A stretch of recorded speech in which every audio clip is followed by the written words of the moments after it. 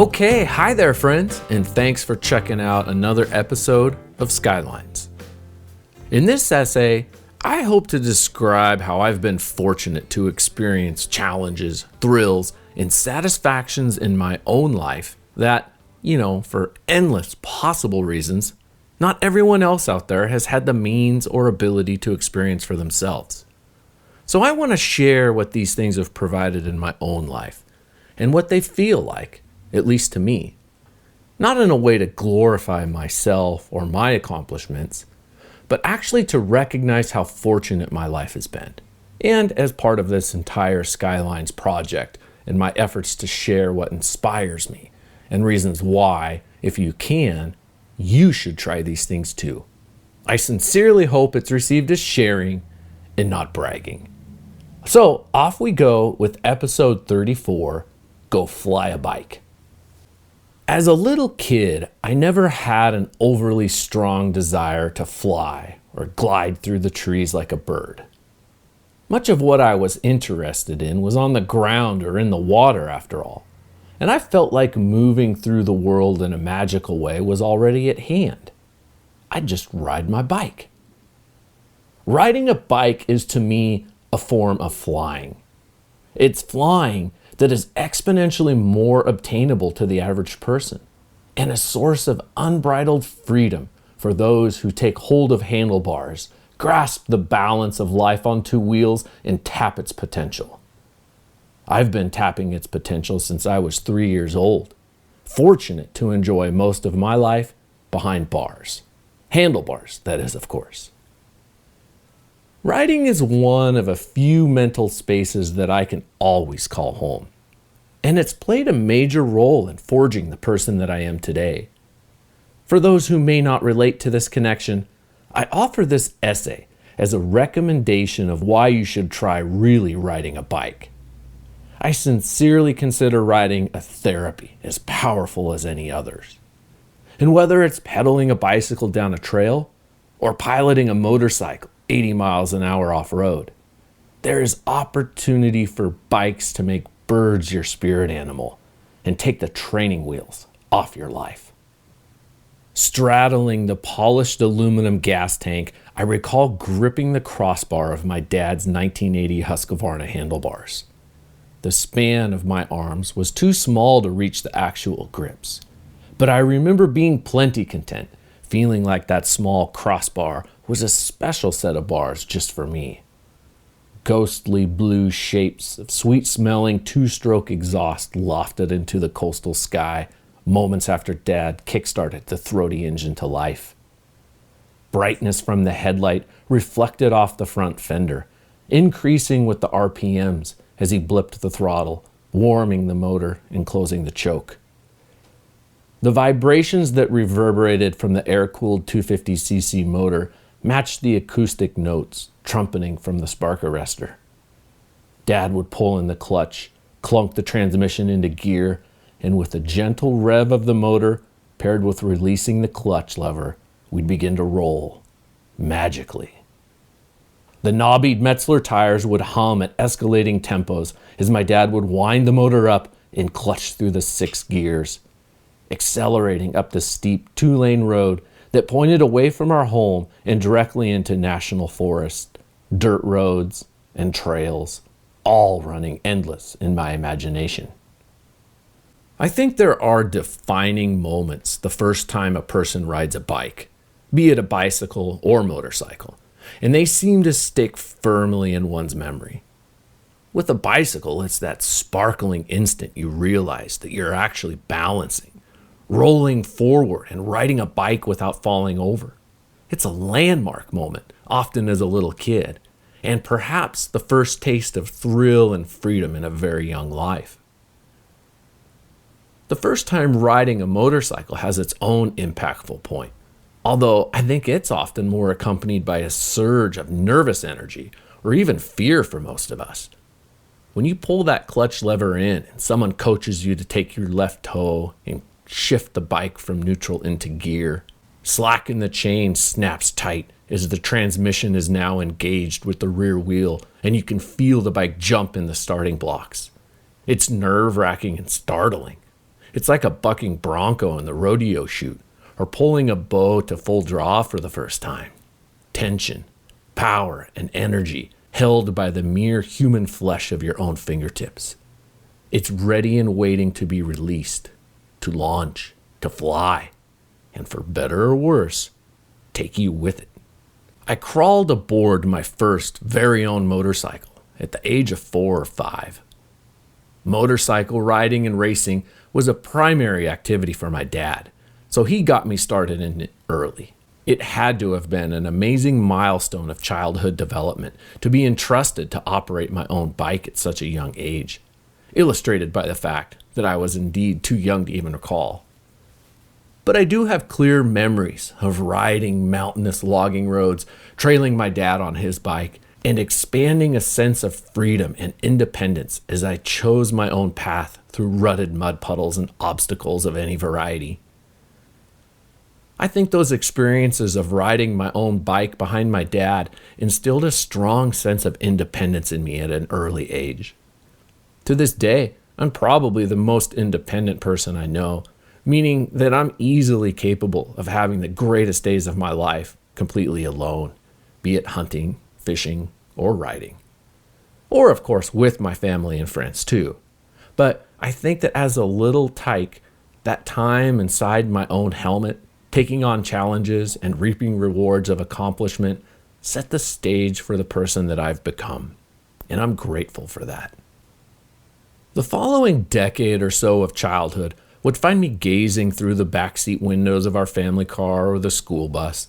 I'd imagine that I was out there, keeping pace alongside while tackling the ditches, roads, and berms and passing terrain with ease, not flying, but riding my motorcycle.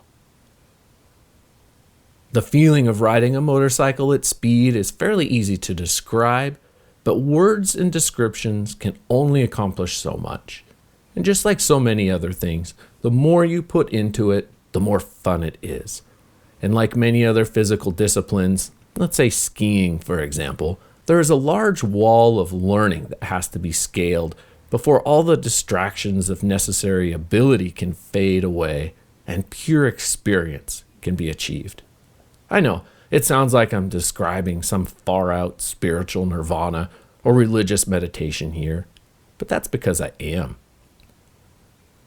I've heard surfers explain a moment of euphoric clarity when the wave takes hold and propels them forward.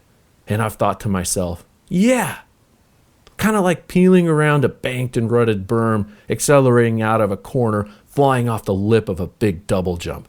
That is a great feeling. The surf analogy is something I can imagine and try to relate to, but not as it feels to those who actually surf with developed skill and ability to really feel this effect of big waves. So the same is true now, I suppose, to those that I'm trying to describe what flying a motorcycle feels like to me. I've heard this euphoric feeling well explained in a beautiful short documentary by the New York Times called Slow-Mo, which I highly recommend, by the way. The character describes elements of the inner ear that respond to acceleration in a way that stimulates pleasure receptors in the brain, releasing pure happiness, satisfaction, and pleasure. It's like the fun of a roller coaster, but moderated, so there's not the element of terror or being restrained without a way to control the ride. Whether riding my mountain bike, dual sport bike, or motocross bike, that wave/roller coaster analogy is what the pure joy element of riding is like for me. Mixed, of course, with the physical elements of holding on and keeping control of the bike, and the skill elements of achieving speed without crashing. Riding any kind of bike fast is all-consuming. There's simply no space left over in the mind to fret about human conflicts, to ponder silly financial matters, or grind over the political shitstorm of the day. Every fiber of being is focused on piloting this machine, reading the terrain, and commanding actions in split-second reactions to keep upright and sailing forward. It's tunnel vision. It's therapy. It's like throwing all the contents, all the baggage of your mind into a coma and opening the valves for endorphins and adrenaline to rush through the entire space of your consciousness. It's fantastic. Mountain bikes versus motorcycles. Comparing and contrasting mountain bikes and motorcycles, both disciplines have shared roughly equal portions of my time and heart over my 4 decades of riding both. I've debated the merits of each of these over the years and still consider the comparison something of a draw. There is a fundamental divide between riding a mountain bike and a motorcycle that I've always recognized. It's tempo. And tempo is something that attracts me so much to motorcycles. I can get into a groove and simply put, stay there. It's like being able to set a pace and get into a mental and physical space that is continuous, flowing, and uninterrupted. It's like floating in the endlessness of space to me. This is the purest form of thrill for myself when riding a motocross track or a single track trail and being so infatuated with how much fun you're having that all the real world physical thoughts and objects are stripped away and replaced by the pure and primal sensations of holding on to and controlling an ungodly amount of horsepower. This tempo, relative pace, and speed can be maintained as long as I'm physically capable of holding on, and it allows my mood of the moment to unwind into a style of riding that expresses what I'm feeling at that time. I am drawn to the uninterruptible capacity of riding a motorcycle when compared to the inevitable segmentation of tempos with cycling, as I just don't know many downhill roads or trails that can last for 2 hours straight. At times I may be pissed and want to thrash some anger out. I can slam into corners, accelerate hard through the gears, and in a flicker of a moment, scare myself so fast that being mad is instantly erased in a massive wave of self-preservation. It's hard to stay mad when you nearly wad yourself into the ground at warp speed. Then there are times that I just want to sail, and I'll ride at a decent pace, but stand perfectly straight up with locked knees and arms, leaning forward over the bars with my head way up over the front wheel. Riding in this position gives a complete view of the world presented like it's on a conveyor belt, and no part of the bike is even visible. It's a feeling of pure and absolute freedom. It's flying, jumping, and landing from one portion of the earth to the next. I would argue, however, that it would be even more fun than flying because of what's required to keep from crashing.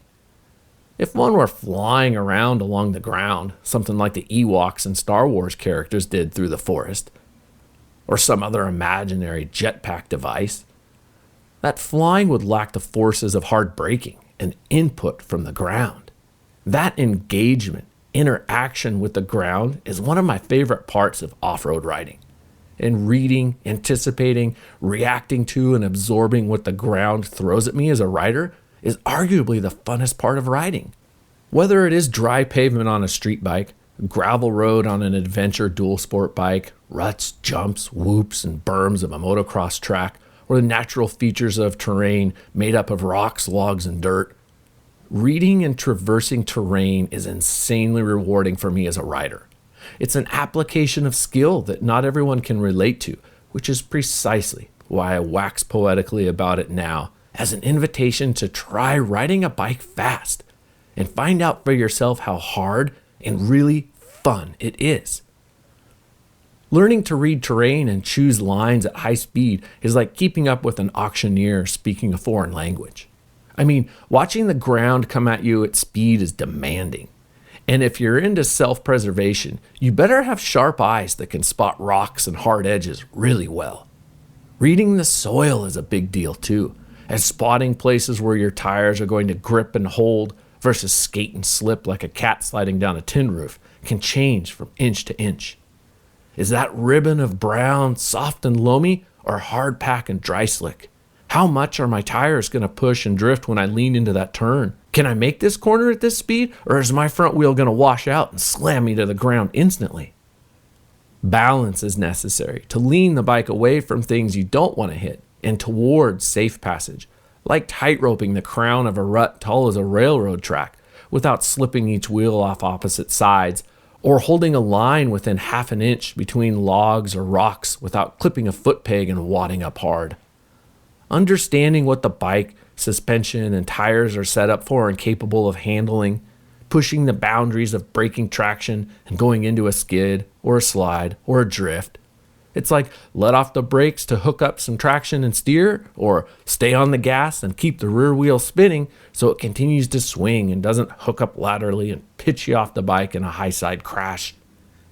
These are all elements of off-road riding that become mere habit and reflex. Each reaction option is different, and depending on whether it's under braking or acceleration, will have different consequences and outcomes. Riding fast can be as busy as martial arts combat with all that the body and mind are simultaneously processing. Hard on the gas, shifting through the gears, standing on the pegs to absorb terrain that the bike's feeding you, shifting your body weight fore and aft as needed, clutch feeds, hard braking, front and rear wheel, weighting the front end at entering corners, elbows up, feet high to counterbalance other corners. It's like the Matrix movie for the body and mind. It's pure chaos. It's pure dancing between a flawed human rider and an elegantly capable machine. It's beautiful to watch. It's even more beautiful to experience. Crashing is an art form too, actually. I've had a few dandies in my years of off-road riding and racing. Over time, I've become good enough at not crashing that I've reduced it to once every few years or so. But all in all, a couple definitely do come to mind as worth sharing. In 1996 or so, I was working hard to be a competitive racer and often rode alone. I'd park my truck at any number of Central Oregon locations where I'd mapped out single-track loops of 10 or 20 miles and link them together. I'd focus on riding at race pace for several laps, developing stamina and endurance for races that typically hovered around 100 miles in length. I knew the particular section of trail that I was riding well, and was approaching a portion with basketball-sized basalt rocks firmly planted in the trail. Previous times, I'd picked my way through the rocks, somewhat ping-ponging my way at about 15 miles an hour or so. Too fast to put a foot down, but not fast enough to maintain charging, straight-line fluidity or momentum. This time through, for one reason or another, I don't recall precisely, but I chose to hit the first set of rocks hard and use them as a ramp to jump the span of remaining lava rocks. Problem was that this section of trail passed beneath a large juniper tree, and when I launched off the first rock, I caught more vertical air than I expected, sending my head up into the branches. I recall coming to just a few seconds later, head and arms draped over my handlebars and literally rolling to a stop off the side of the luckily level and clear trail. I'd actually managed to stay on the bike like a limp rag doll and coast safely to a stop. I'd rung my bell hard, the hardest ever, and definitely sustained some level of concussion. Walking around for a while trying to shake out the cobwebs, I read my tracks that told the story, filling in the blanks that I could not put together. Lying there in the rocks beneath the tree were several live branches my helmet had struck. One of them was thicker than my arm, sporting white Bell Moto 3 paint, marking the shattered point of impact. Well before the time of cameras in every pocket, a photo and caption of that would make a hell of an Instagram post today. The risk of crashing does make surviving each ride rewarding, if not actually thrilling, but I wouldn't call myself a thrill seeker per se. I've never been an adrenaline junkie, embracing the extreme elements of the sport. In fact, I've always kind of recoiled from that fringe element. Sure, it is the aspect of moto that draws the most attention, but mainly because of the sheer jaw-dropping wow factor that bikes and Yahoo riders are indeed capable of. I totally get it. To me, and many of my riding peers, however, there's a camaraderie that we share, especially when pulling sweat-soaked helmets off our heads back at the truck and recapping our modest levels of craziness. Relative close calls and near misses that we share with each other. It's something like a feeling of tempting a little bit of fate, putting a little bit on the line, and living to tell the tale. There is, of course, a balance of being a responsible rider that makes it to old age, versus a complete idiot who crashes his brains out on every ride and ends up bankrupt or worse from trips to the hospital. But even with level-headed, responsible enthusiasts who share motorcycle adventures together, there is indeed a certain brotherhood and kinship of recounting war stories and glory days, and every rider certainly has their own tales of each. Fitness is the cloaked element of motocross that is, frankly, really only relatable to those who ride. It's something that never ceases to amaze me each time I throw a leg over an MX bike. I've tried to think of comparisons to other sports that I'm experienced in, whether it's cycling or running, soccer or wrestling, but those just don't really match the elements of riding, fast that is, on a track or rough trail. Mountain biking is similar, for example, but on a bicycle, it's easy to understand the effort of pedaling the bike. So sure, that is one part of it, but so much more is involved in just holding on to that bicycle, shifting your weight under braking, holding tightly to the handlebars and brake levers on long downhills. There's all kinds of side factors that are really demanding and can often be what pulls riders to the side of the trail to rest as often as the actual pedaling. So imagine the core exertion of holding on to and controlling over 50 horsepower in a machine that weighs 220 some pounds. Enduring the G-forces of acceleration and braking, launching off of jumps and absorbing landings alone dwarf any exercise that I've ever known. The strain on the entire body to ride that bucking bronco never ceases to amaze me, and it kicks my ass so hard, it always blows my mind. So the best comparison that I've come up with is what I call milk jugs. Any tub of lard can sit on a motorcycle and ride it around a parking lot for a while before fatigue sets in. About the same as any tub of lard can walk around a parking lot with a gallon of milk in each hand for a while before fatigue sets in. Now try picking up the pace of either. And I would say the comparison of jogging with a gallon of milk in each hand, for me at least, is about as physically demanding as riding a motocross track all out. Actually, as I sit here right now, I'm confident that I could jog with milk jugs longer than I could last at race pace on a motocross track. Seriously, holding onto and controlling an MX bike going fast, like actually competitive in any class at any local track, is that hard. While it may lack direct cardio comparison that's relatable to running, it really is there. Hidden behind goggles and a full-face helmet, blared over by the sounds of motors and spinning knobbies. It's all there, and it's all intense. So when combined and all totaled, the elements that make up riding a motorcycle package what is for me my hands-down thrill of life. Hunting and fishing encapsulate great bounty and intimacies with the natural world, and probably make up 40% of my outdoor passion when combined. But it's carving through life on two wheels that I think I'd have to call my favorite pastime. And half of that favorite pastime is actually flying bikes powered by the forces of my own body and gravity, mountain biking. And so, with all that hot exhaust spewed exalting the virtues of riding motorcycles, it's the mountain bike that's really taken an upper hand in my day-to-day life. Mainly for the simple reason that I can and do jump on my mountain bike and in a few minutes from home can be climbing my way up foot after glorious foot of pristine single-track trails. It's one of several reasons I have such admiration for where I live here in Boise. Riding a mountain bike on primo trail is for me arguably just as fun as riding a dirt bike on the same trail. If that is, of course, it's on a section where I have enough speed to make it fun.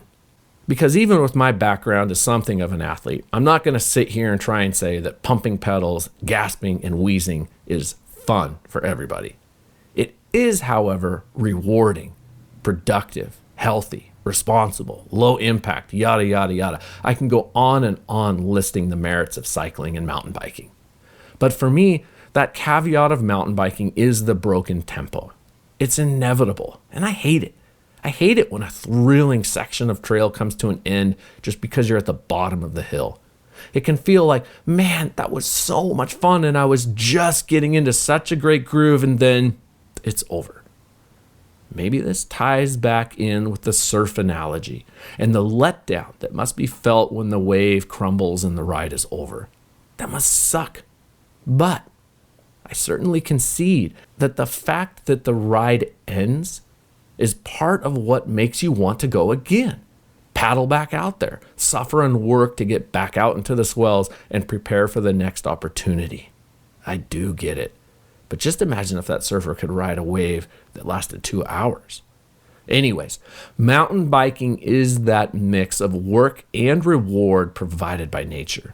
It's what gravity enables, just as it does for the backcountry skier, the kayaker, the surfer.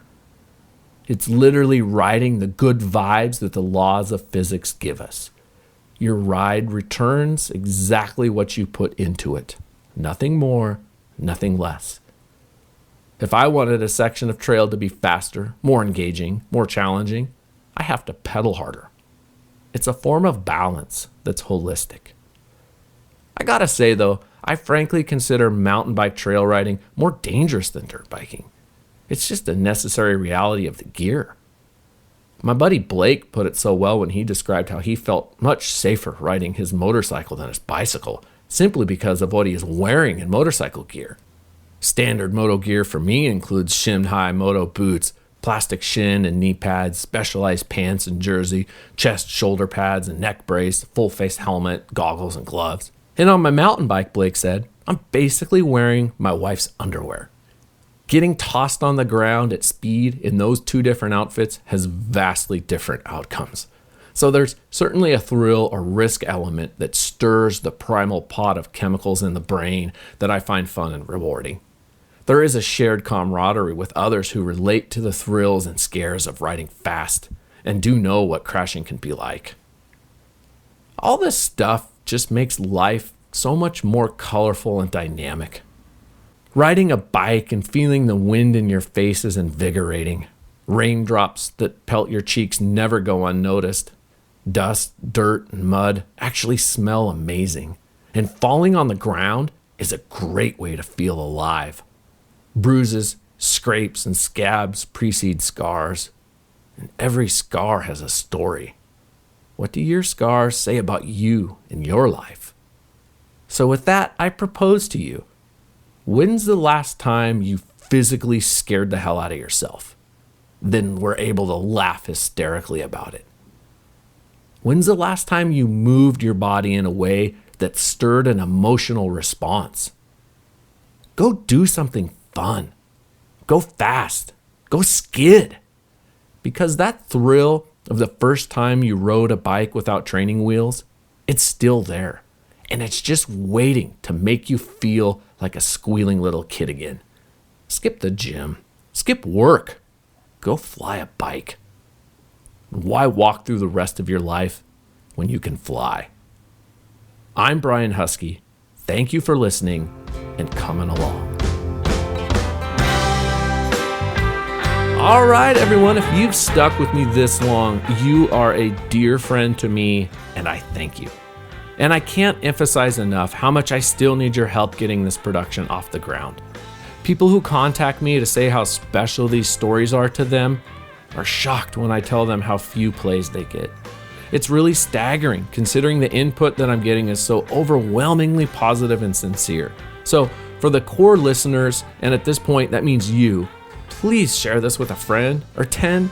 I am indeed trying to build Skylines into a career with a small income here at some point so that I can remain a stay-at-home dad and fulfill this passion of writing and storytelling.